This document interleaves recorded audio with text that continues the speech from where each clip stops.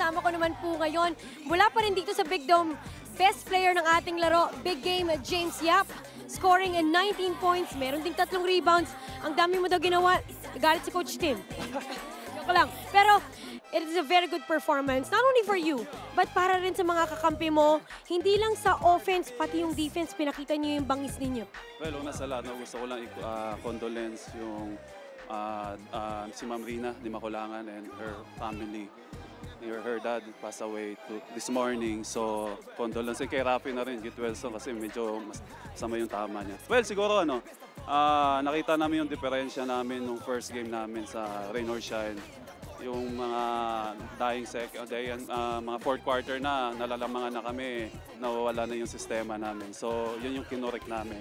And whatever happens, talagang kung ano man, matambakan man kami o lamang kami, stay with the system pa rin. Ayan nga yung sinasabi ni Coach Jason. Nanalo man kayo sa Manila Clasico, there's a lot to improve on. Hindi pa pwedeng mag-celebrate, mahaba pa tong eliminations.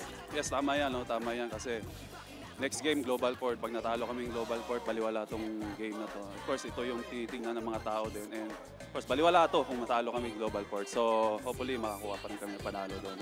James, may mga gusto ko bang batiin? Sa mga taga Bacolod, Escalante, ako ang province diya. Kamusta mo diya, tanan?